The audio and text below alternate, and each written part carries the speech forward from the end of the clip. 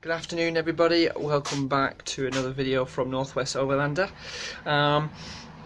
So if you may not already noticed from maybe a few pictures on Instagram that we fitted a inverter in the back of the chimney just so we can run the fridge, we can charge our phones, but we can basically run appliances from 12 volt to 240 volt. Now this is more of a test just to see how much power I'm drawing and whether it would be really useful. So I'll wait for my camera to focus. It's so sunny and hot you can't barely see me outside. So after fitting the drawer system, there was space at the front of the drawer behind the passenger seat to place a few appliances. Now hopefully future down the line I will have two solar panels and a control unit next to the inverter so I can then charge my battery or trickle charge it when I'm at the campsite for longer than a day or two. Now with just running the fridge on a 12 volt battery system, the fridge has to have more than 11.5 volts to run, and of course the cool box does use a lot of power compared to a normal domestic fridge that uses less power. Now with the inverter, doesn't matter if it runs down to about 11 volts and then of course then it bleeps and cuts off. So the battery, I can get more out of the battery running it on 240 volts. So I think with a 65 watt battery, I think it lasts about 14 hours. Of course that will be different if I was running solar panels as well, but I can get more out of my battery running the fridge on the inverter.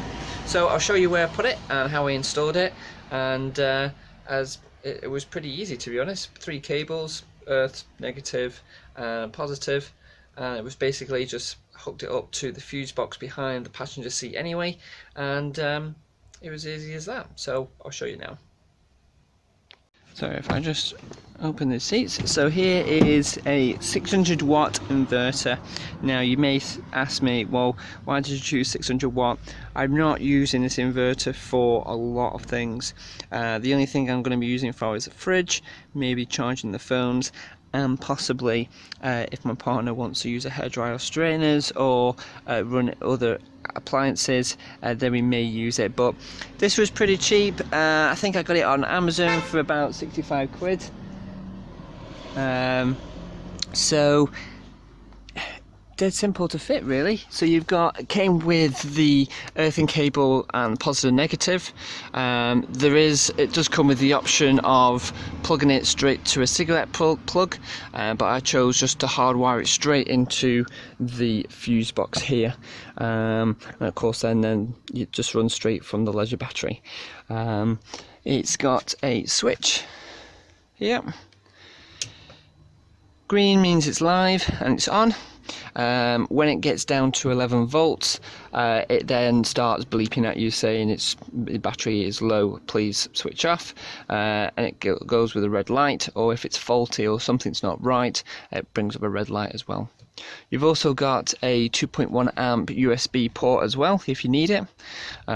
So over the weekend when we were up in Scotland, I mainly use this and not the accessory port, the USB ports there. I think I only use that for just the lights, etc. And it's also got twin fans underneath to keep it cool as well, and that just fits nicely.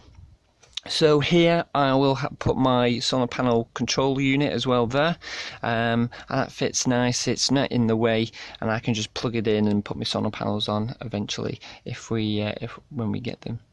So that's the inverter, nice and simple, nothing too complicated, and it works well for running 240 volt appliances. As that was the inverter that's been installed. If you've got any questions on where I got it from, I'll put all the information down below in the comments. And if you like this video, please remember to like the video and don't forget to click that button that says subscribe. I hope I see you soon, and if you've got any questions, by all means just put your comments below and I'll reply to them as soon as I can. Alright guys, we'll see you in the next video. See you later.